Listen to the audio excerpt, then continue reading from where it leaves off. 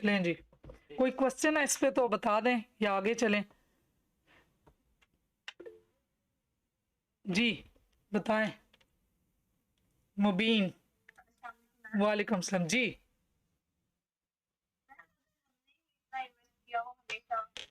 सोचते क्या सकते, अगला बंदा रिएक्ट ही ना करे, ना ही कोई रिस्पॉन्स दे, फिर क्या करते हैं इस बात।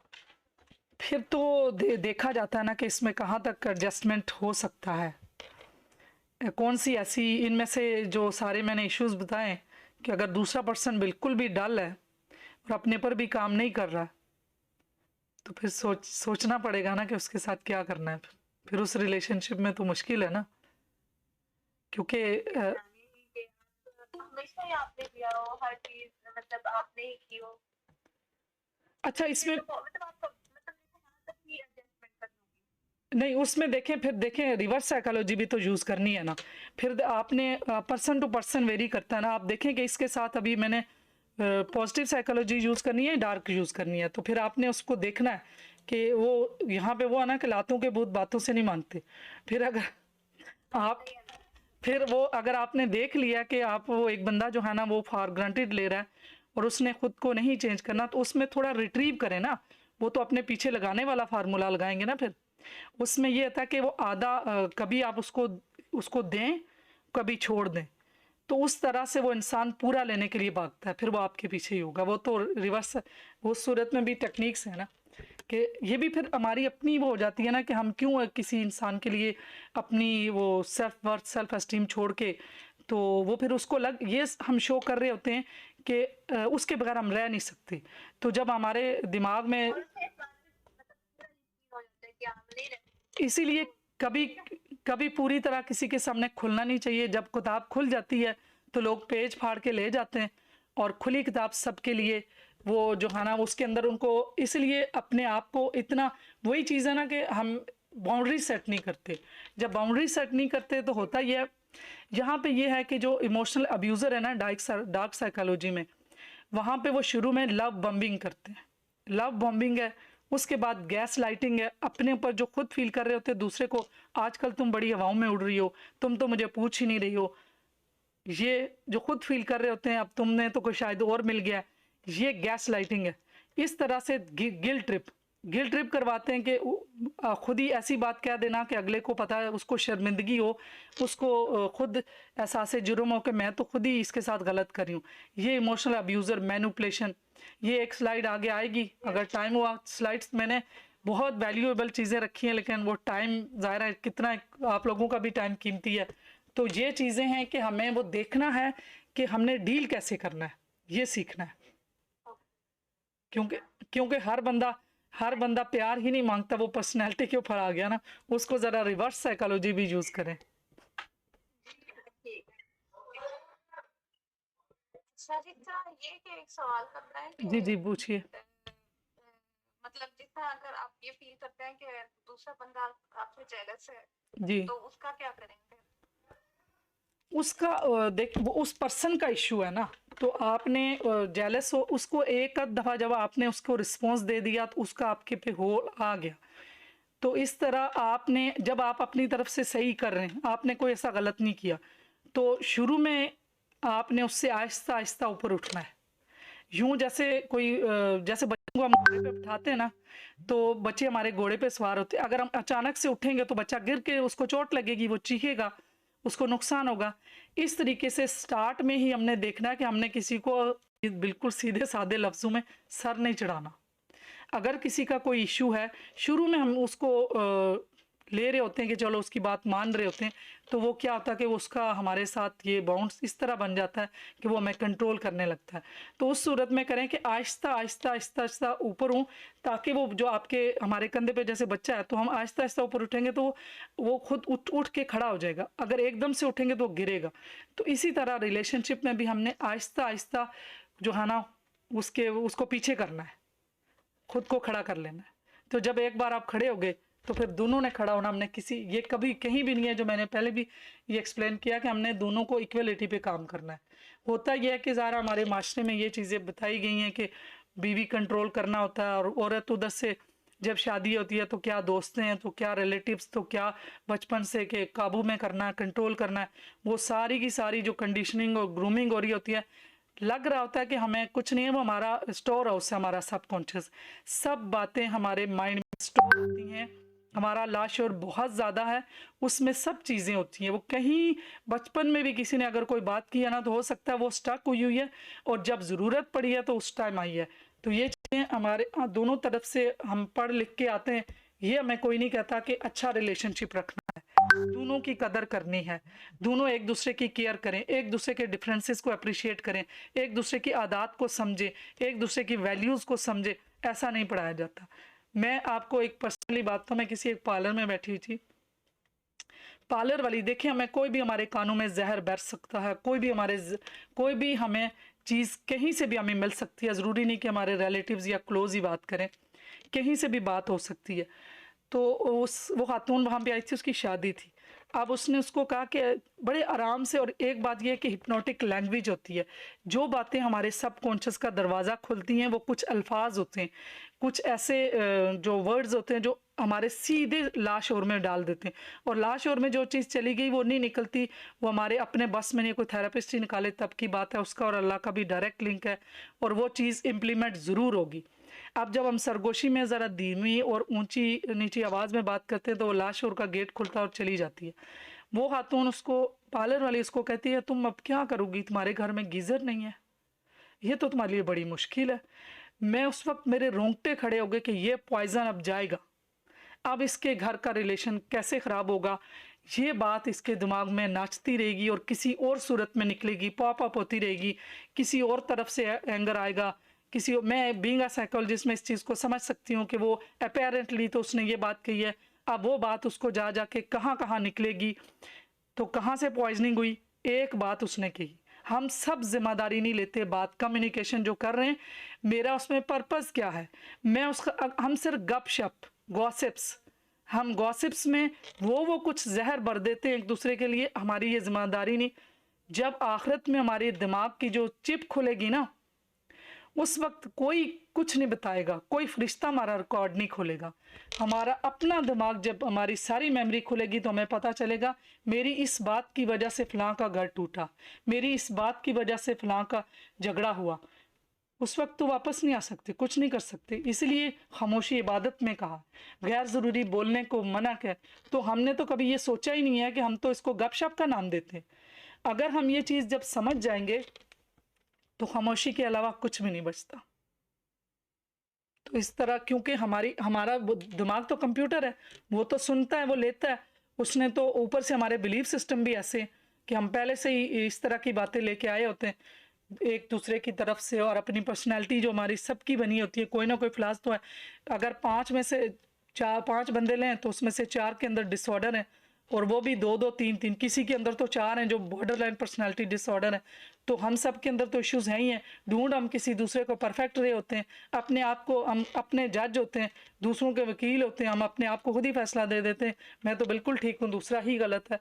तो हमने अपने आप की जिम्मेदारी लेनी, अपने रिलेशनशिप की। फिर जो चीज़ें बताई हैं, अगर उन चीज़ों में इशू आ रहा, अपनी पूरी जिम्मेदारी कर ली हमने, वहाँ पे हमने जो है ना वो काउंसलिंग सीख करनी है और एडवाइस सीख करनी है, और फिर अच्छे तरीके से ही, जो जहाँ पे इंसान को लगे कि यहाँ पे ऐसा अब नहीं सर्वाइवल, तो हम अच्छे तरीके से उस चीज़ को छोड़ सकते हैं। रिलेशनशिप जो 5 रिलेशन गोल क्या हैं, ये बार बार वही चीज़ें आ रही हैं, communication, respect, boundaries, trust, support. ये 2 चीज़ें यहाँ पे नहीं है। बाउंड्रीज बहुत ज़रूरी हैं, बाउंड्रीज सेट करना, हेल्दी बाउंड्रीज, इसके ऊपर अलग से पूरा मेरे पास इसकी वो वर्कशीट्स भी हैं। इसके लिए बहुत ज़रूरी है कि हम अपने बाउंड्रीज सेट करें। जो बाउंड्रीज सेट होती है ना, तो उसके अंदर ना आने देना किसी की बाउंड्रीज को हम डिस्टॉर्ट करें ना अपनी। और स्पोर्टिव, हर हाल में हम एक दूसरे के लिए स्पोर्टिव हों। यहाँ पे कोई सिनेरियो बता दे कि किसी ने, जैसे अभी मुबीन कह रही थी कि मैंने ही बहुत कुछ किया, तो यहाँ कोई एक पार्टनर बहुत सपोर्टिव है कि हर हाल में वो दूसरे को सपोर्ट कर रहा है और उसको कुछ नहीं मिला, या उसके पार्टनर ने उसको सपोर्ट नहीं किया। कोई एक मिसाल दे दें ताकि थोड़ा सा लाइव चीज़ आ जाए किसी जगह पे भी। जैसे आपने ये कहा था ना कि मतलब हम जब लड़ाई करते हैं तो हम ये सोचते हैं कि दूसरा ही बंदा सारा गलत है और मैं सही हूँ। जी तो आपकी बात से ये एहसास हुआ ना कि हम सब इंसानों में गलतियां होती हैं, कुछ में कम होती हैं, कुछ में ज्यादा होती हैं। बेशक। हम जब लड़ते हैं तो हम ऐसे नहीं सोचते ना। जी उस वक्त तो इमोशनल थे ना, हमारा वो हाईजेक हो चुका था जो हमारा कॉग्निटिव माइंड है। तो इमोशनल जब लिम्बिक सिस्टम एक्टिवेट हो गया तो हमारा कॉग्निशन वाला ख़त्म हो गया। तो उसमें तो इमोशन में कहीं भी वो कोई वो ऐसा नहीं है मैयरिंग आला कि वो ये जज करे। उसको तो सिर्फ यही होता कि मेरे साथ ही सारा हो रहा है। तो इस सूरत में हम सपोर्टिव नहीं है। और दूसरा, अगर कोई वाइफ के तरफ कोई ऐसा इशू है, पेरेंट्स की तरफ, उसकी तरफ, तो हस्बैंड को सपोर्टिव होना चाहिए। और अगर हस्बैंड की तरफ कोई ऐसा इशू है जहाँ पे बाय वाइफ को सपोर्टिव होना चाहिए कि वो सपोर्ट, कोई बीमार हैं, कोई कहीं इकोनॉमिकली सपोर्ट करनी है, तो उस टाइम पे बीवी को बदला नहीं लेना चाहिए कि अभी टाइम मिला, मैं अभी इसको ताने भी दे लूँ, अभी मैं अपना हिसाब किताब बाकी पूरा कर लूँ। मोस्टली हम लोग ये करते हैं। तो रिलेशनशिप फिर कैसे सही रहेंगी? वो एक बात जो दिमाग में चली गई है, जैसे मैंने बताया कि कुछ लोग जो इमोशनल होते हैं, उन लोगों को अगर कोई बात चुभ जाती है, जैसे ऑडिटरी डिजिटल लोग होते हैं, वो फिर जो है ना बातों को बहुत फोकस करके सुनते हैं, वो लोग कभी भी बात को नहीं भूलते। जो वीयर लोग होते हैं वो बातों को भूल भी जाते हैं, उन्हें गाली गलौज खुद भी कर लें, किसी को भी दे दें, वो भूल भी जाते हैं। तो फिर हमें एक दूसरे को जब समझा नहीं होगा, तो जो उसके जख्म है वो पुराने ही नहीं हरे हुए, तो हम उसके साथ कोशिश कर रहे हैं कि अभी मैंने तो इतना अच्छा किया, मैंने इतना अच्छा, क्या पता हमने कभी उसको कम्युनिकेशन की नहीं, कभी एक्सप्लोर किया ही नहीं कि उसको जो बात बुरी लगी थी। अच्छा, इसमें एक ये चीज़ है कि जो डेंट हमारा डलता है जब कोई कन्फ्लिक्ट किसी भी चीज़ में आता है, तो हम उसको उसी टाइम पे रात को सॉल्व करके सोएं। अगर नहीं है, कोई मेजर इश्यू हो चुका है, तो उसको 24 घंटे दे, जहाँ पे डिबेट आ चुकी है 24 घंटे के बाद उसको इशू को सॉल्व करें। अगर हम जितना लंबा करते हैं, हमारे तो इतनी अनरिजॉल्व कॉन्फ्लिक्ट पड़े होते हैं, उसी पे और जमा हो रहे होते हैं, तो वो एक ऐसे स्नोबॉल बनता है, और फिर कैसे रिलेशनशिप ठीक रहे।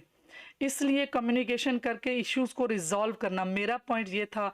इसमें हो ये सकता है critical point of view use करके तो हम अपनी रिलेशनशिप को अच्छा कर सकते हैं। किसी भी जगह पे हम बोलते कम है, बोलते उस सूरत में कम है जहाँ पे हमें क्लियरिफिकेशन देनी हो कि मेरा पर्पस ये था, मैं, मेरे कहने का मीनिंग ये था, आपने ये समझा, मैं ऐसे नहीं। और सुनने वाला भी ये कहे कि अच्छा आपने ये जो बात कही है, इसके मैं जो समझी हूँ, क्या आपने यही बात कही है? तो वहाँ पे देखिए कितना अच्छा उसी वक्त रिजॉल्व हो जाएगा। अगला कहेगा नहीं नहीं, मेरे कहने का मतलब ये नहीं था, मैं ये बात कर रहा था। इस पे भी जो एनएलपी में डिलीट, डिस्टॉर्शन और जनरलाइजेशन है, उसको जब हम पढ़ते हैं तो उसके अंदर डिटेल में ये चीज़ समझ आती है कि हमारा माइंड किस तरह से, जब आधी इंफॉर्मेशन होती है, क्योंकि गस्टाल प्रिंसिपल पे हमारा दिमाग काम करता है, वो आधी आधी चीज़ों को नहीं लेता, वो पूरा मीनिंग निकालता है। मिसाल के तौर पे अगर कोई आधी बात मिली है तो वो खुद से पूरी कर लेगा। रोड पे अगर दो बंदे दौड़ रहे हैं तो हम खुद से वो पूरी करेगा, हाँ इसके साथ कोई जुल्म हो गया, इसके पीछे कोई लगा हुआ है। तो ये इसका मतलब है कि दिमाग ने इंफॉर्मेशन आधी ली, सिर्फ भागते हुए बंदे को देखा, तो कंप्लीट खुद से कर लिया, खुद से मीनिंग निकाले। तो ऐसे ही जब कोई हमारी कन्फ्लिक्ट होता है, तो हम एक दूसरे से बात कर रहे होते हैं, तो कितनी बातें हम खुद से मीनिंग निकाल रहे होते हैं, वहाँ पे ज़्यादा प्रॉब्लम अराइज होती है। तो इन सब चीज़ों को सीखे बगैर हम रिलेशनशिप, ये एक ड्राइविंग है, वो जैसे ही ड्राइविंग करते हैं तो ख़राब ही होते हैं ना, फिर ख़राब से ख़राब, ख़राब से ख़राब, फिर ज़िंदगी से तंग, डिप्रेशन, एंग्जाइटी, फिर रिलेशनशिप से तंग, बच्चों से तंग। तो वो तो फिर जो ज़िंदगी अल्लाह ताला ने खूबसूरत हसीन बनाई, उसका तो फिर हमने मज़ा ही नहीं लिया, फिर हम सुकून में रहे ही नहीं। तो उसके लिए बहुत ज़रूरी है ख़ुद को समझना, दूसरों को समझना, जो अल्लाह ताला ने हमें बनाया। अब तो इतनी ज़्यादा फैसिलिटीज़ हैं, अपना नॉलेज है, अवेलेबल है हर जगह पे, फ्री में भी है। तो सिर्फ हम इन चीज़ों को सीखने वाले बने। जी, और क्वेश्चन करें, आगे चलें।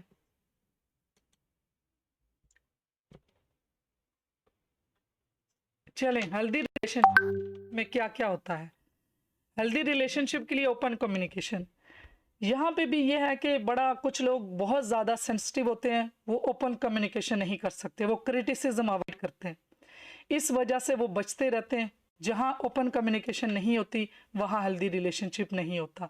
लिसनिंग और फीलिंग, जो सुना, वो जो महसूस किया, उस चीज़ पे फोकस किया, तो healthy relationship. Working through disagreement, जिस चीज़ पे डिसएग्रीमेंट हुआ, वहीं पे, जो पहले मैंने बात की है कि उसका वहीं पे सोल्यूशन निकाला, उसी पॉइंट को लेके अब होता क्या है, जब डिसएग्रीमेंट होता है, लॉजिकल जब एक दूसरे को कन्विंस करने में फेल होते हैं, तो वहाँ से हमारी इंसल्ट स्टार्ट हो जाती है। यहाँ पे एक कोट है, मेरे ख्याल से अरस्तु का है, कि जब लॉजिकली इंसान एक दूसरे को कन्विंस करना उनके पास ख़त्म हो जाता है, तो उनका जो टूल है वो इंसल्ट उनके हाथ में आ जाती है, वो टूल उनका, वो एक दूसरे की इंसल्ट करते हैं। म्यूचुअल इंटीमेसी, एक दूसरे के साथ जो है ना, म्यूचुअल, दोनों एक दूसरे के साथ जो टाइम गुजारते हैं वो दोनों की मर्जी का, ट्रस्ट, ये हेल्दी रिलेशनशिप है। आप देख लें, यहाँ टाइप करें किस किस के हेल्दी रिलेशनशिप है, मेरे ख्याल से सबके ही हैं, सारे खामोश हो गए। हेल्दी रिलेशनशिप में कैसे क्या होता है और अनहेल्दी रिलेशनशिप में क्या होता है? जी। Issues तो सबकी लाइफ में होते हैं, लेकिन जब मैंने आपसे काउंसलिंग ली, कोर्स किया, तो उससे ये मेरी लाइफ में तो बहुत फर्क पड़ा, बहुत ज़्यादा। तकरीबन अब भी अगर ऐसा नहीं है कि चीज़ें बंद हो जाती हैं, होती हैं, लेकिन आप उसको बड़े अच्छे तरीके से डील कर लेते हैं।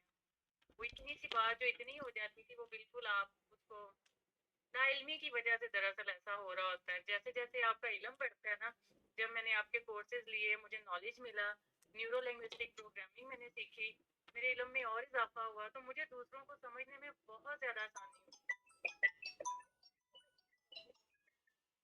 तो मैं जो बाकी सुनने वाले हैं, ताकि उनको थोड़ी सी मोटिवेशन मिले, बहुत बढ़िया। और ये मेरा पर्सनल एक्सपीरियंस है, जहाँ कहीं इशू आता है, आप अच्छे साइकोलॉजिस्ट के पास ज़रूर जाएं। आपकी ज़िंदगी आपको ऐसे लगेगी जैसे गुलजार है, उससे पहले आपको लग रहा होता है हम जहन्नुम में रह रहे हैं। बिल्कुल, क्योंकि फिर आपको कैद से निकल आते हैं ना, वो जेलेसी की कैद, कंट्रोलिंग की कैद, नफरत की कैद, जो मिला एक एक लम्हा एंजॉय करते हैं।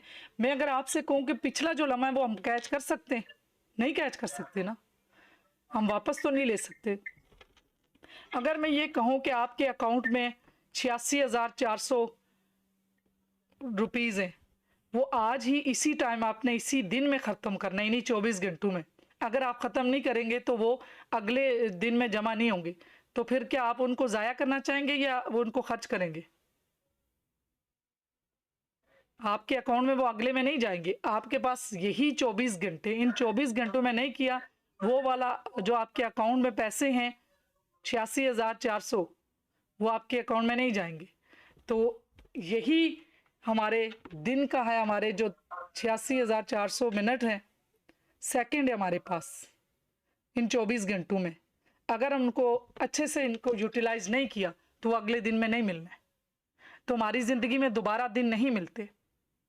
जो दिन आया हम अगर उसको शुक्रगुजारी में और उसको एंजॉय करके गुजारेंगे तो ज़िंदगी बहुत हसीन है। हमने क्या ठेका उठा लिया कि हम एक दूसरे को दुरुस्त करने आए, हमने अपने अमाल नामे लेके जाने हैं, हमने अपनी जिम्मेदारी लेनी है, हमने अपना जवाब देना है, हम दूसरों को ठीक करने नहीं आए। तो ये चीज़, ये अगर हमारा कॉन्सेप्ट होगा कि अब इतने सदियों में मेल है या फीमेल है, जो पीछे से हम इतना ज़्यादा डोरमेंट किया हुआ, जमा किया हुआ अनरिजॉल्व कॉन्फ्लिक्ट लेके चलते हैं, तो वो इतना बैगेज बनता है कि जो हमारे लिए stress, anxiety, depression, heart attack, diabetes, cancer, क्या क्या चीज़ें बनती हैं, वो इन्हीं, ये सब कुछ जो है ना, रिजेंटमेंट, इसी नाराज़गी की वजह से, इसी हेट्रेड, नफरत की वजह से। तो ज़िंदगी बहुत हसीन है, अपने आप से प्यार करें, दूसरों से प्यार करें, ज़िंदगी बहुत अच्छी है, लेकिन उसके लिए सीखना पड़ेगा कि ये कैसे होगा।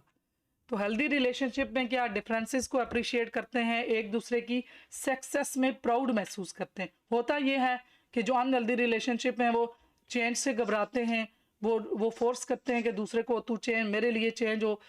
फिर वो अगर एक पार्टनर सक्सेस हो रहा है तो दूसरे को थ्रेट फील होने लगता है कि ये अब मुझे छोड़ देगा, अब इसके पास पैसा आ रहा है। औरत अगर पढ़ लिख रही है या कमा रही है तो मर्द को लगता है कि वो अब मुझे छोड़ देगी, ये तो अब मेरे कंट्रोल में नहीं रहेगी। ये अनहेल्दी रिलेशनशिप है। डिसीजन जो हेल्दी रिलेशनशिप है उसमें दोनों मिलकर डिसीजन करते हैं और उनको कोई थ्रेट और वायलेंस नहीं होती। अब जो अनहेल्दी रिलेशनशिप है, एक डोमिनेंट पार्टनर है, वो डिसीजन खुद करता है और वो कंट्रोल करता है, हमेशा वायलेंस, घर में झगड़े करता है। जो हेल्दी रिलेशनशिप में उसमें म्यूचुअल ट्रस्ट होता है एक दूसरे पे और एक दूसरे को एक्सेप्ट करते हैं, म्यूचुअल सेक्सुअल इंटरेक्शन होती है। जो अनहेल्दी रिलेशनशिप है वो हमेशा एक दूसरे पे डाउट करते हैं, जेलस होते हैं, और जो माजी में उनके साथ हुआ उनके अगेंस्ट होते हैं, और वो हमेशा से एंक्शियस होते हैं, किसी एक दूसरे को मैसेज नहीं करते, कॉल्स नहीं करते, और जजमेंटल होते हैं। और जो हेल्दी रिलेशनशिप है उसमें वो एक्साइटेड होते हैं, एक दूसरे को मैसेज करते हैं, कॉल्स करते हैं, नॉन जजमेंटल होते हैं, क्वेश्चन करते हैं, और प्यार से एक दूसरे के साथ होते हैं।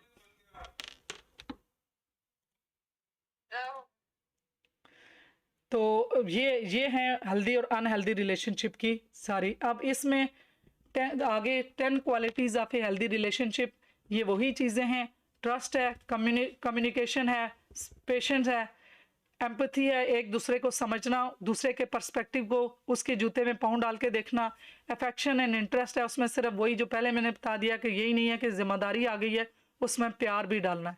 फ्लेक्सिबिलिटी, विलिंग होंगे वो एक दूसरे के मुताबिक एडजस्ट होंगे, ग्रोथ करेंगे। अप्रिशिएट, एक दूसरे को अप्रिशिएट करना। ग्रेटिट्यूड, एक दूसरे का शुक्र अदा करना कि अल्लाह का शुक्र आप मेरी ज़िंदगी में आए। यहाँ दिन रात ये होता कि अल्लाह ने मेरी मत मार दी थी, मैं तेरी ज़िंदगी में आई। अब ये सारी चीज़ें तो रिलेशनशिप में कैसे कहाँ जाएंगे। रिस्पेक्ट, एक दूसरे की रिस्पेक्ट करनी है, उसके फीलिंग्स की, उसके ओपिनियंस की, उसके इमोशंस की, उसके वक्त की।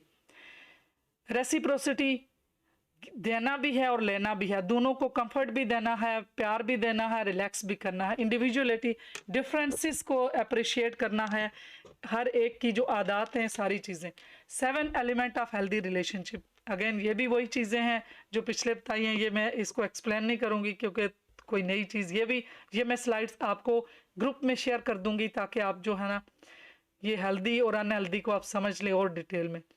रीबिल्ड, अगर हमारे दरमियान कन्फ्लिक्ट हो जाते हैं तो रीबिल्ड कैसे कर सकते हैं। हम रिलेशनशिप में प्रॉब्लम आ जाए तो हम रीबिल्ड कर सकते हैं, उसके लिए विलिंगनेस टू वर्क ऑन, दोनों पार्टनर इस पे काम करना चाहें। उसके लिए नंबर 2 पे ओपनली अपोलोजाइज, एक दूसरे से माफ़ी मांगे।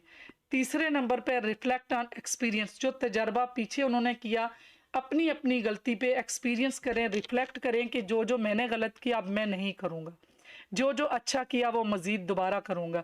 क्रिएट न्यू मेमोरीज, पास्ट की मेमोरी को भूल के नए सिरे से नई यादें बनाएं। रिमेंबर दैट पीपल, ऐसे लोगों को याद करें जिन पे आपने ट्रस्ट किया था, फिर ताकि दोबारा जो लोग एक दूसरे पे पहले ट्रस्ट कर चुके हैं।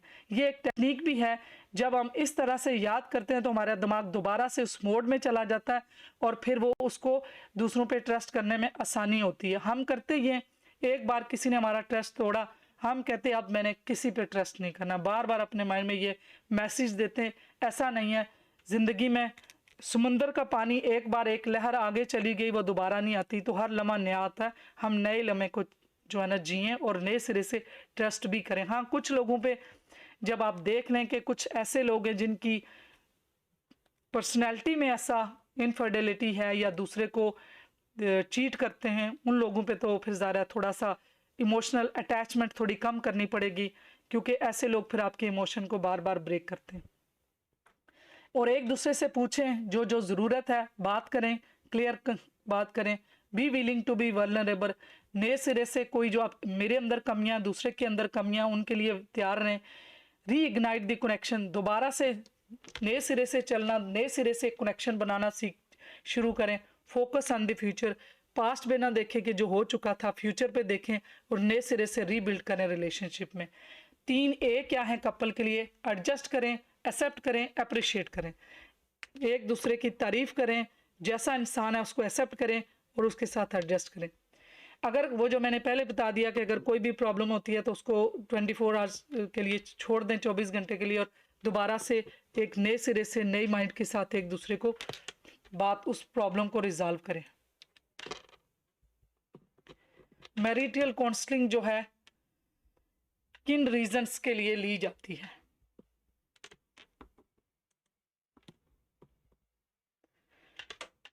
हमें जो थेरेपिस्ट से बात करते हैं उसके क्या फ़ायदे हैं, और अगर हम अपने फ्रेंड्स, फैमिली, रिलेटिव्स या किसी और बंदे से बात करते हैं तो उसमें क्या फ़र्क है।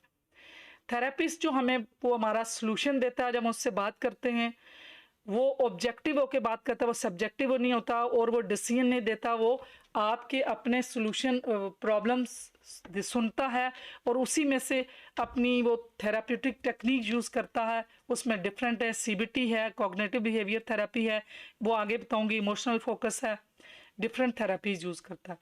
और वो थेरेपिस्ट आपके साथ ऑनेस्ट होगा, नॉन जजमेंटल होगा और वो आपकी जो बातें हैं, आपके जो इश्यूज हैं वो कॉन्फिडेंशियल होंगे। आप उसका टोटल फोकस आपके ऊपर होगा। पर्सनलाइज टूल्स देगा आपको जो कस्टमाइज होंगे, जो आपके ही इश्यूज के लिए होंगे, आपके लिए डिज़ाइन किए होंगे और आपको हेल्प करेगा।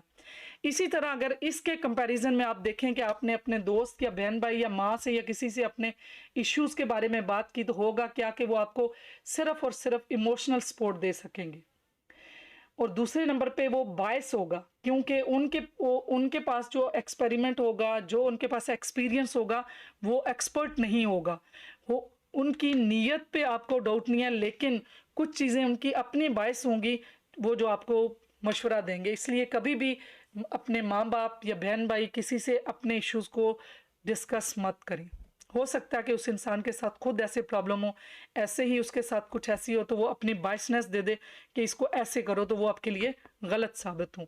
इसी तरह से दोस्त जो है ना, जो आपको देगा ठीक है, वो आपके साथ ऑनेस्ट भी है, सब कुछ है, लेकिन वो अगेन नॉलेज नहीं है उसकी। हो सकता है कि उसके पास इस तरह के रेसिप्रोसिटी कि सोशल नॉर्म्स की वजह से वो कहे कि माशरे में ऐसा होता है तो आप ऐसे कर लो।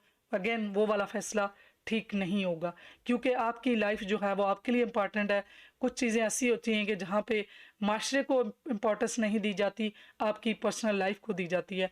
तो वो आपके लिए एक थेरेपिस्ट ही आपके लिए बेहतरीन टूल और बेहतरीन एडजस्टमेंट ही वही बता सकता है, जो आपकी पेरेंट्स या माँ नहीं बता सकती। उसकी नीयत पे कोई शक नहीं है, उसकी ऑनेस्टी पे कोई शक नहीं होता, लेकिन उसका जब वो नॉलेज ही नहीं है, उसके पास वो इतनी चीज़ें, वो टूल नहीं है, तो वो कैसे आपको वो मशवरा दे सकता है। वो रिसोर्स नहीं है, वो कैसे आप पे फोकस कर सकता है। तो इसलिए बहुत ज़रूरी है कि आप किसी एक्सपर्ट से ही इन चीज़ों का के बारे में डिसीजन लें। मैंने जो पीछे बताया था कि किन किन टाइम पे हमने जो है ना काउंसलिंग के लिए जाना है, सीखना, कम्युनिकेशन इशू के लिए, इंटीमेसी इशू के लिए, एक्सटेंडेड फैमिली कन्फ्लिक्ट के लिए, इनफिडेलिटी के लिए, वही बेवफाई, किसी और के साथ ताल्लुक, सेपरेशन और डाइवोर्स, जहाँ पे अगर नहीं हो रहा तो किसी एक्सपर्ट से उस वक्त आप एडवाइस लें। कन्फ्लिक्ट रिगार्डिंग पेरेंटिंग स्टाइल, यहाँ पे भी यह है कि एक पेरेंट किसी और स्टाइल से पेरेंटिंग करता है और दूसरा दूसरे स्टाइल से, तो उस पे भी बच्चों पे पेरेंटिंग जो है ना वो असर गलत डलती है। तो उस सूरत में भी ज़रूर कंसल्ट करें कि जो एक अथॉरिटेटिव पेरेंटिंग स्टाइल है वो बेस्ट होता है। 4 टाइप के पेरेंटिंग स्टाइल हैं, उसमें से वो सीख करें कि दूसरे पार्टनर को भी कन्विंस किया जाए कि जो बेस्ट है वो वाला करें। Failing to understand each other points of view, एक दूसरे के पॉइंट ऑफ व्यू को जब नहीं समझ सकते तो उस सूरत में भी आप काउंसलिंग लें।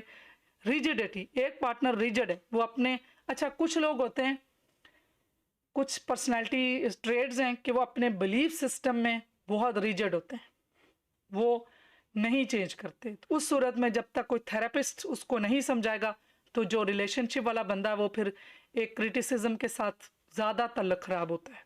तो उस सूरत में जो है ना वो किसी दूसरे से ही बात करनी चाहिए। डिसीजन मेकिंग में मोस्टली बड़े बड़े डिसीजन होते हैं, वहाँ पे इश्यूज आते हैं, तो उन इश्यूज के ऊपर भी काउंसलिंग लेनी चाहिए। और एंगर मैनेजमेंट पे भी। मैरिटल काउंसलिंग के लिए टेक्निक कौन सी यूज़ की जाती है, यहाँ पे कुछ साइकोलॉजिस्ट और स्टूडेंट्स भी हैं उनके लिए है, बाकी तो ज़रा जिन्होंने लेनी है काउंसलिंग, तो जब वो काउंसलिंग ली जाती है तो उनको ब्रीफ भी किया जाता है ये कौन सी थेरेपी यूज़ की जा रही है। तो उसमें इमोशनल फोकस है, नंबर 2 पे बिहेवियर थेरेपी है, कॉग्निटिव बिहेवियर थेरेपी, नंबर 3 पे इमागो रिलेशनशिप थेरेपी है जिसमें focus on conflict in relationship, specially जो कन्फ्लिक्ट है उस पर होता है, solution focus therapy. Number 5 inside gaining therapy. Inside gaining therapy है कि हमें पता ही नहीं होता, मैं एक अलग हूँ और मेरा इशू अलग है। हमारा कोई इशू होता तो हम समझते हैं कि मैं पूरा इशू हूँ, ऐसा नहीं, मैं इशू एक अलग चीज़ है। जैसे किसी इंसान के साथ कोई प्रॉब्लम आता है, उसको एंग्जाइटी है, तो वो अपने आप को काउंसलिंग की तरफ, थेरेपी की तरफ नहीं जाते कि उन्हें इंसाइट ही नहीं है कि ये मेरा एक इशू है, मेरा एक मसला है, ये रिजॉल्वेबल है।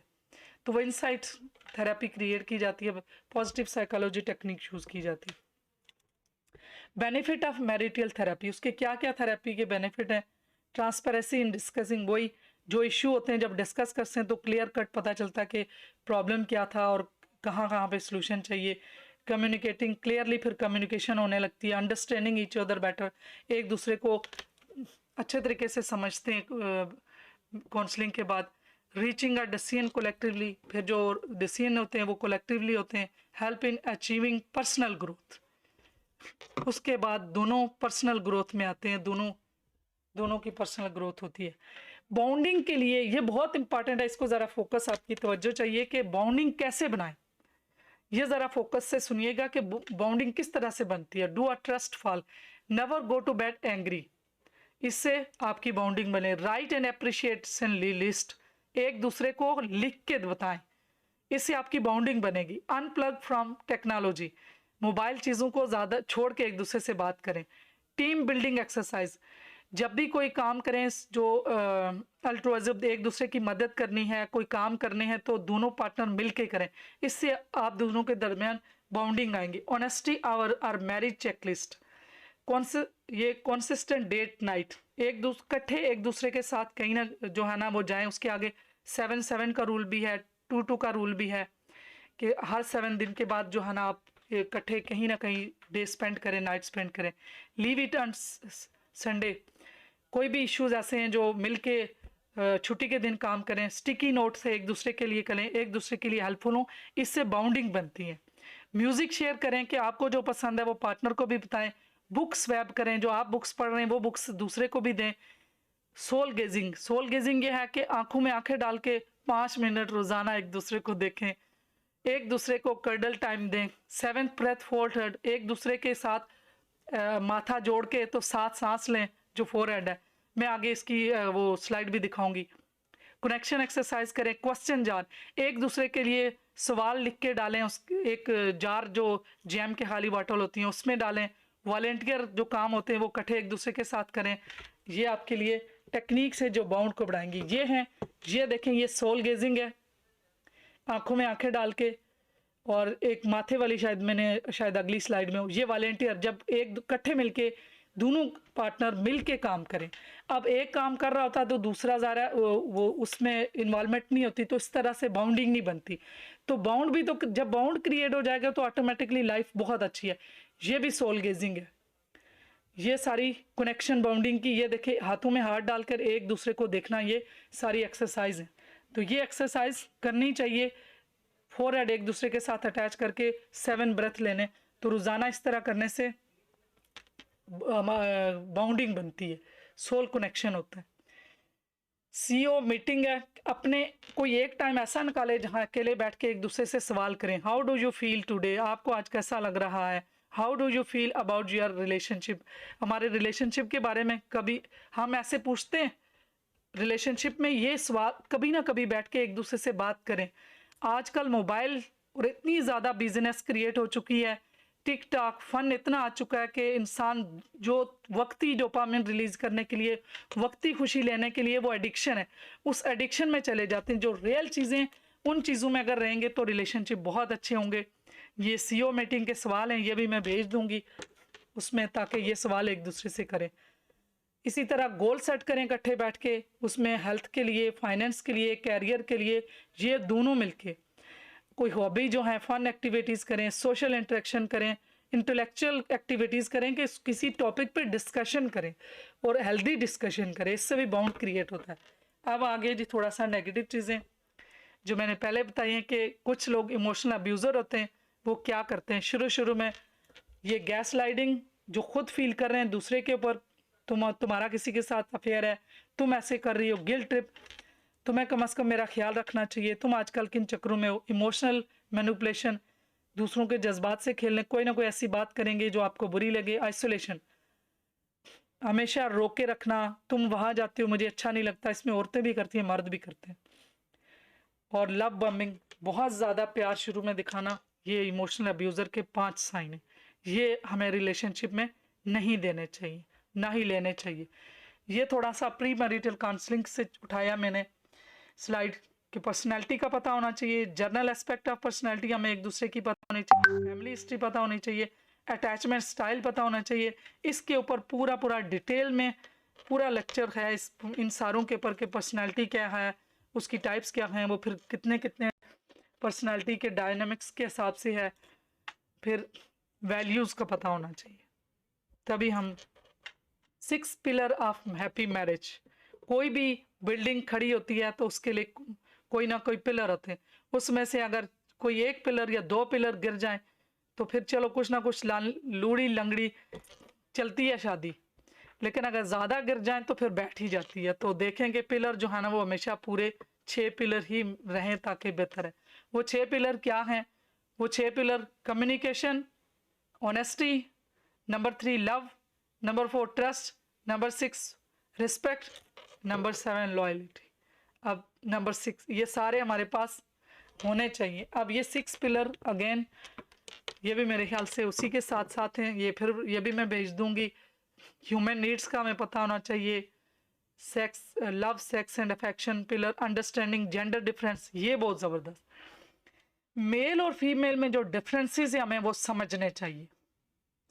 ना मेल समझता कि औरत की जेंडर में हम क्रिटिसिज्म लेते हैं, जोक लेते हैं, उनके पर शायरी होती है, लेकिन अंडरस्टैंड नहीं करते कि मर्द का जेंडर उसमें क्या चीज़ें हैं, क्या क्वालिटीज़ हैं, क्या ब्लाइंड एरियाज हैं, औरत में क्या जो हैं क्वालिटीज़ हैं और क्या उसकी प्रेफरेंसेस हैं।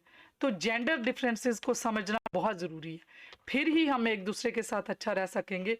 वरना औरतें ऐसी होती हैं, मर्द ऐसे होते हैं, ये वाले जो बायसनेस के कमेंट्स हैं ये हमारे रिलेशन को बहुत ख़राब करते हैं। Best practice for a happy marriage, love bank. सिर्फ लेना ही नहीं है, देना भी है। बैंक से जब पैसे निकालते रहेंगे तो पीछे बैंक करप्ट हो जाएगा। तो खाली लेना नहीं है, वहाँ पे जमा भी पैसे करवाने ताकि मेंटेन रहे, बैंक में हमारा अकाउंट रहे, वरना अकाउंट ख़त्म हो जाएगा। जो हमारे दरमियान प्रॉब्लम क्रिएट होते हैं उनको एड्रेस करना चाहिए। जो हम पीछे से इश्यूज़ को देख आए उन इश्यूज़ को वहीं पे रिजॉल्व करना चाहिए और कांस्टेंट इम्प्रूवमेंट की तरफ जाना चाहिए। इश्यूज़ को पकड़ना चाहिए और वहीं पे ख़त्म करना चाहिए, जो हमने काफ़ी सारे पीछे इश्यूज़ लिए। ये गॉटमैन के 7 प्रिंसिपल हैं मैरिज के लिए। उसमें वही चीज़ें बार बार आ रही हैं, शेयरिंग है, नर्चरिंग है। और गॉटमैन ने जो बुक लिखी है और जो गॉटमैन है वो कपल को 5 मिनट की डिस्कशन में देख के वो डायग्नोज कर लेते हैं कि ये शादी 6 महीने चलेगी, साल चलेगी, 1.5 साल चलेगी या 2 साल चलेगी। अब इतनी तक स्टडी और रिसर्च हो चुकी है कि जो क्रिटिसिज्म है उसके लिए वही 3 यू औरत को नहीं चाहिए, 3 सी मर्द को नहीं चाहिए। जिस 5 मिनट अगर कपल बैठेंगे तो उसमें अल्फाज उमड़ आते हैं, पता चल जाता है कि क्रिटिसिज्म भी हो रहा है और 3 यू भी चल रहे हैं और 3 सी भी चल रहे हैं, तो उस पर पता चल जाता है कि ये मैरिज कहाँ एंड होगी। 7 रूल्स हैं कि हर 7वें दिन आउटिंग पे जाएं, फिर लॉन्ग वीकेंड पे हॉलीडे पे जाएं, फिर 7 महीने बाद जो है कहीं ना कहीं आप सैर पे जाएं, कहीं किसी होटलिंग पे जाएं, लेकिन 7 का रूल अप्लाई करें, आपकी जो कपल बाउंडिंग है वो बढ़ेगी। 2 रूल्स है, ये doctor Rola Berman discusses the romance advice once again. 2 का मतलब ये है कि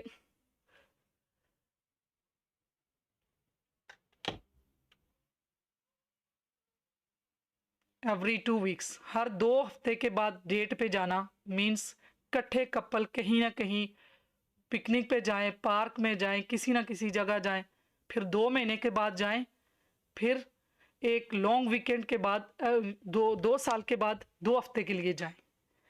ये चीज़ प्लान होनी चाहिए कि हम अपने रिलेशनशिप में बच्चों जब मैरिड है जिनके बच्चे भी हैं वो बच्चों के साथ भी ये 2 वाला रूल और 7 वाला रूल अप्लाई करें। कपल एक्टिविटीज़ भी करें, एक्सरसाइज करें, कुकिंग इकट्ठे करें, न्यू हॉबीज़ करें, ट्रैवलिंग करें, डेट। ये एक चीज़ ऐसी है कि हम जो सोचते हैं, हमारे जो जज्बात हैं वो हमारे इर्द गिर्द एनर्जी क्रिएट करते हैं, उसके वजह से हमारा ऑरा बनता है, और वो ऑरा हम एक दूसरे को इमिट करते हैं। हमारी जो एनर्जी है वो प्लाज्मा क्रिएट होता है। ये 7 रंगों का ऑरा बनता है। ये ऑरा देखेंगे, अगर हम किसी गिल्ट में हैं तो फियर में, तो हमारी एनर्जी 100 है। ये एक मैयर हुई एनर्जी है। 250 से ऊपर जो है वो पॉजिटिव ऑरा है, 250 से 200 से नीचे जो है नेगेटिव है। अब जब आपको ये पता होगा कि आप जेलसी में हैं, तो इसका मतलब है कि आपका ऑरा आपने नेगेटिव किया हुआ। अब आप अपनी जेलसी को ख़त्म करने के लिए कोई ना कोई एक्टिविटी करेंगे। अगर आप ग्रीफ में, उस ग्रीफ को ख़त्म करें। ग्रीफ की जो एनर्जी है वो टोटल 76 है। ये देखें, जब हम ग्रेटिट्यूड में हैं तो 900, जब किसी को शुक्र अदा करते और अल्लाह का शुक्र अदा करते। ये वाला भी चार्ट भेजूंगी। और जब अपने बारे में वही सेल्फ डेवलपमेंट पता चलता है तो अपने इमोशन को खुद मैनेज करते हैं। ये वही उसी का स्केल है, ये मैं भेज दूंगी। रिलेशन लव मैप के लिए ये क्वेश्चन है, एक दूसरे के साथ ये क्वेश्चन हमें पूछने चाहिए। ये वाली भी स्लाइड भेज दूंगी, आपके ग्रुप में शेयर करूंगी, आपको मिल जाएगी। पैटर्न, अच्छा ये हॉर्समैन है। हम सब के अंदर इनबिल्ट इंसेस्टर की तरफ से सबके अंदर 4 मूज और घोड़े हैं। उनको कैसे तोड़ते हैं, पहले तो उनका बताते हैं। ये हैं हॉर्समैन। क्या क्या हैं? क्रिटिसिज्म, कंटेम्प्ट, डिफेंसिवनेस, स्टोन वेलिंग। हम सब एक दूसरे के ऊपर तनकीद करते हैं, हम सब एक दूसरे को डिसरिस्पेक्ट करते हैं। ये हमारे इनबिल्ड है। जब हम जानेंगे तो इसको कम करेंगे ना। ये जैसे डॉक्टर उज़मा ने कहा कि हम सब के अंदर है, किसी के अंदर कम है या किसी के अंदर ज़्यादा है। जब मुझे पता ही नहीं कि मेरे अंदर भी मूज और घोड़ा है, मैं दूसरे को ही कही जा रही हूँ कि वो बंदा ऐसा है, वो बंदा ऐसा है, वो बंदी ऐसी है, तो मैंने तो अपने ऊपर काम ही नहीं किया। और बॉडी लैंग्वेज से सार्कज़म करते हैं, तंज करते हैं, मजाक, जिसको मजाक में तंज करते हैं उसको सार्कज़म बॉडी लैंग्वेज से भी दिखाते हैं। डिफेंसिव, हर बंदा विक्टिम प्ले करता है, एक्सक्यूज भी देता है कि नहीं मेरा इस वजह से हुआ, मैंने ऐसे किया। अपनी मिस्टेक्स जो है ना वो ऑन नहीं करते, हम ब्लेम रिसीव करते हैं।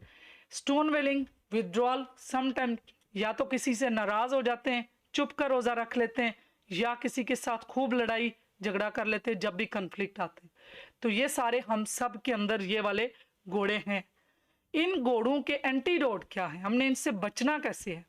ये भी NLP के कोर्स की स्लाइड्स हैं जो मैंने यहाँ इसलिए बताई कि ये इतना ज़रूरी है कि अगर किसी और पूरा कोई ना भी सीखे, अगर ये चीज़ें ही उठा ले कि मेरे अंदर ये चारों हैं, इनके एंटीडोट क्या हैं? इनके एंटीडोट ये हैं कि मैं बात करूं, मैं जो फील कर रही हूँ क्रिटिसिज्म के बजाय करूँ मैंने ये फील किया, मुझे ये महसूस हुआ। आई स्टेटमेंट हमेशा से मेरे पॉइंट ऑफ व्यू से ये है, हो सकता है मैं भी रॉन्ग, मैं गलत हूँ। वो जिम्मेदारी जो मैंने फर्स्ट स्लाइड में कहा था कि अपनी जिम्मेदारी लेना, तो अगर हम अपनी जिम्मेदारी लेके आई स्टेटमेंट से बात करेंगे तो क्रिटिसिज्म किल हो गया। मेरी जो हैबिट बनी हुई है मेरे अंदर, जो अल्लाह ताला ने इनबिल्ड है मेरे अंदर, मेरी पर्सनालिटी का डार्क जो वीकनेस साइड है, उसमें क्रिटिसिज्म को मैं ख़त्म कैसे करूँगी? एंटीडोट आई स्टेटमेंट। कंटेंटमेंट में जो डिसरिस्पेक्ट और जो मैंने बॉडी लैंग्वेज से दूसरे को नीचा दिखाना, खुद को ऊंचा दिखाना, वो कैसे ख़त्म करना? अप्रिशिएट करना, इस किस्म का एटमॉस्फेयर करना कि मैं अपने पार्टनर को, दूसरे लोगों को हमेशा उसकी अप्रिशिएट करूं, उसको, उसके पॉजिटिव एक्शन को, उसका शुक्रिया, ग्रेटिट्यूड करूं, उसका शुक्रिया बोलूं। वो छोटा है या बड़ा है, सबका मेरी हैबिट बन जाएगी, मेरे पैटर्न बन जाएंगे। डिफेंसिव, जहाँ पे विक्टिम ब्लेमिंग, अपनी मिस्टेक्स एक्सेप्ट नहीं करना, उसको मैंने कैसे जिम्मेदारी लेके एक्सेप्ट करूं और दूसरे के पर्सपेक्टिव को समझ के अपोलोजाइज भी करूं। जहाँ पे लगे कि ये गलती मेरी हुई है, मैं दूसरे को भी समझा, तो ये जिम्मेदारी उठा के डिफेंसिवनेस ख़त्म हो जाएगी। वो मूज और घोड़ा। चलें जी, अभी 15 मिनट रह गए, इंशाल्लाह भी जल्द ही इसको ख़त्म करते हैं। चेंज यूर स्टेट, ये स्टोन वेलिंग के साथ, जब हम बैठे हों तो खड़े हो जाएं, खड़े हों तो हम अपनी जो स्टेट है, इंटरनल फिजियोलॉजी, उसको चेंज करें, ताकि जो फिजियोलॉजी चेंज करेंगे, एक जगह से दूसरी जगह जाएंगे, पानी पी लेंगे तो जो मेरा इमोशन गुस्से वाला आया हुआ है वो ख़त्म हो जाएगा, वहीं की बात वहीं ख़त्म हो जाएगी। तो इस तरह से जो नाराज़गी कर लेना या गुस्से से ज़्यादा बोल जाना, एक दूसरे को सुना देना, ये वाला हमारा हॉर्समैन एंटीडोट इसके साथ ख़त्म हो जाएगा। ये मैं आपको ये भी भेज दूँगी। ये उसी तरह है, देखें बी रिस्पॉन्सिव, ये सारी चीज़ें वही हैं, ये आपको भेज दूंगी। ये हमारे अपने इमोशंस को जाने। इस वक्त में 5 बेसिक इमोशन हमारे साथ चल रहे होते हैं। वैसे तो इमोशन काफ़ी ज़्यादा है, 300 तक इमोशंस है हमारे। ये वाले 5 बेसिक जो हर इंसान के साथ हर वक्त चल रहे थे, उनको हम रिकॉग्नाइज करें, फिर उनको लेबल करें, फिर उनको मैनेज करें। या तो हम सैड होंगे, मैड होंगे, एंग्री होंगे, स्केयर होंगे, फेयरफुल होंगे, ग्लैड, हैप्पी होंगे, लविंग होंगे या एक्साइटेड होंगे। हम अपने इमोशंस को पहचाने के में ये आगे जी 3C।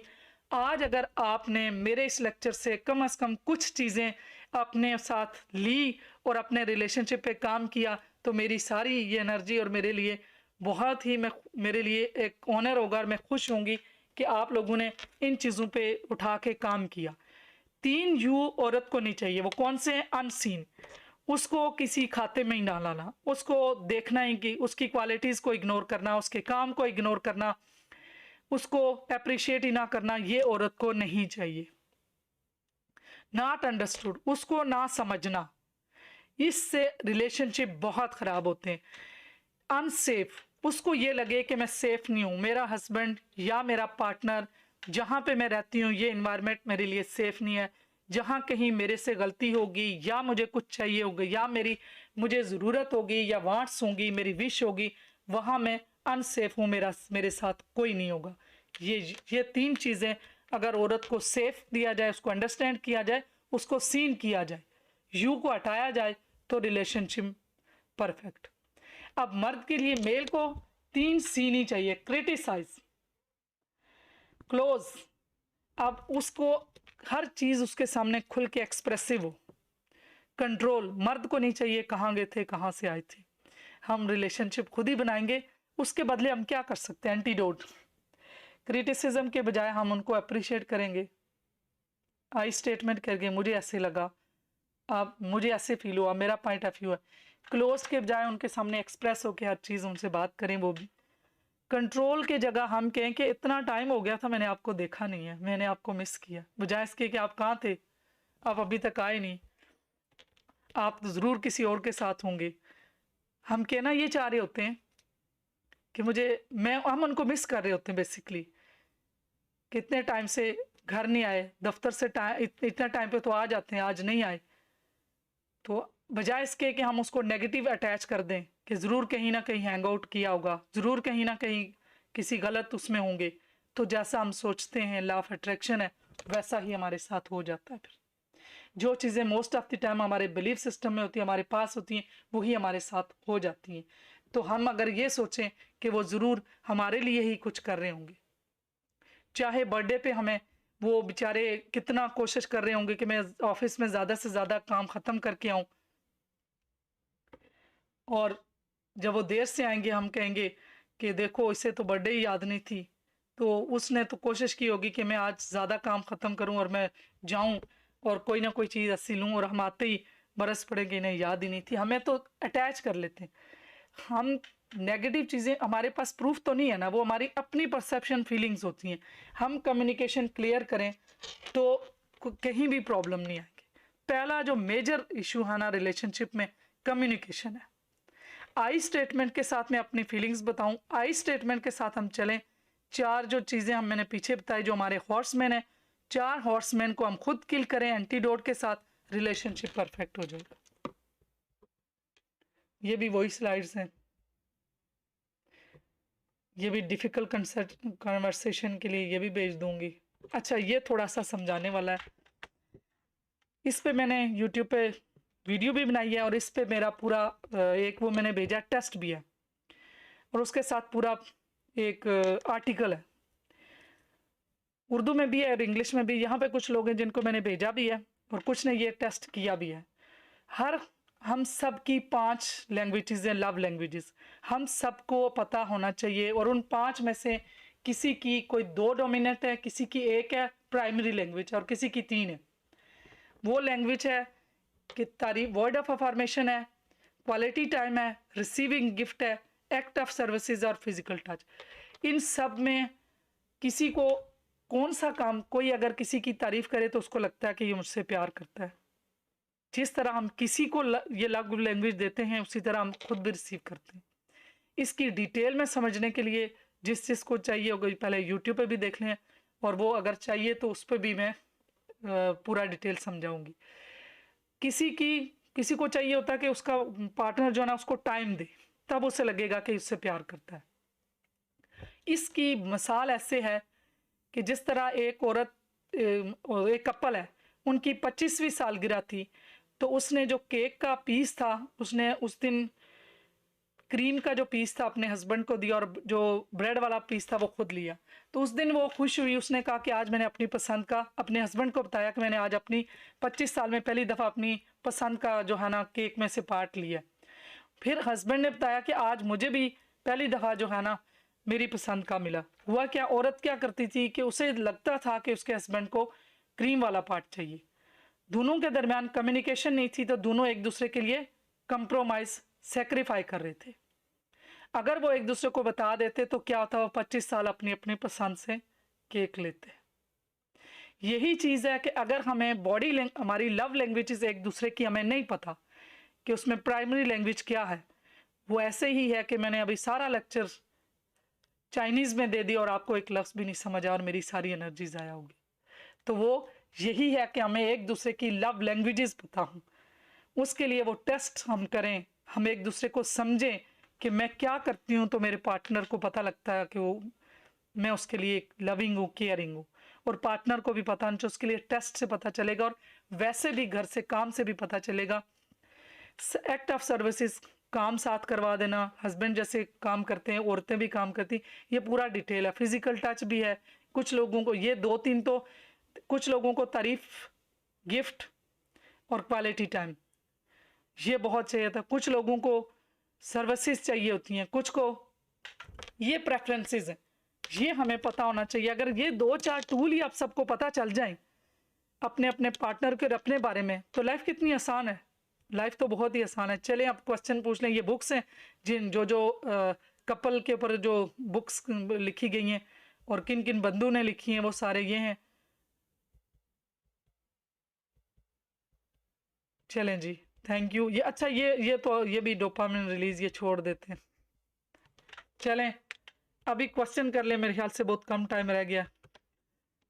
और आज की फीडबैक बताएं कैसा लगा, कुछ आपको समझ आई या नहीं, ये कुछ लेक्चर काम का था या नहीं। वालेकुम सलाम, थैंक यू।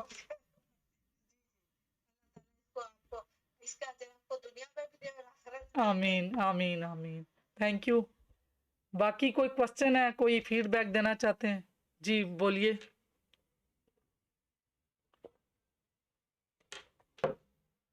कोई भी नहीं बोल रहा, मैसेज तो करें। किसी को भी नहीं अच्छा लगा, कोई समझ आई? मैम बहुत अच्छा था, बहुत मोटिवेटेड था, बल्कि दोबारा से सारी चीजें जो है ताज़ी हो गई, ताज़ी हो गई आपके लिए, तो ताज़ी होगी, फ्रेश होगी। मुझे तो बहुत मजा मुबीन ने टाइप किया, थैंक यू सो मच, अल्हम्दुलिल्लाह ये लेक्चर मेरे लिए बहुत इंफॉर्मेटिव था। चलें, थैंक यू, ग्रेट। चलें, मुझे उम्मीद है कि आप लोग इस पे काम करेंगे और इससे फ़ायदा उठाएंगे, और इसको मैं बाद में यूट्यूब पे भी कर दूंगी ताकि आप इसको फिर से सुने और एक एक चीज़ को जो है ना आप अपनी लाइफ में इम्प्लीमेंट करें। तो किसी का कोई क्वेश्चन है, टाइम देख लें, 2 मिनट का आपकी तरफ आया तो नहीं है? 3 मिनट है, चले पूछ लें किसी को अगर कोई क्वेश्चन है तो। लव लैंग्वेज समझे एक दूसरे की, जी बोलें। जैसे जब बहुत कम एज में शादी हो जाती है या मेच्योरिटी इतनी ना हो, तो शादी के बाद वो अपने हस्बैंड के साथ अपने पेरेंट्स की भी ऐसी बातें शेयर कर लेती हैं कि जब हस्बैंड उनको अपना असल रूप दिखाता है, फिर वो ना आगे की ना पीछे की कहीं की भी नहीं रहती।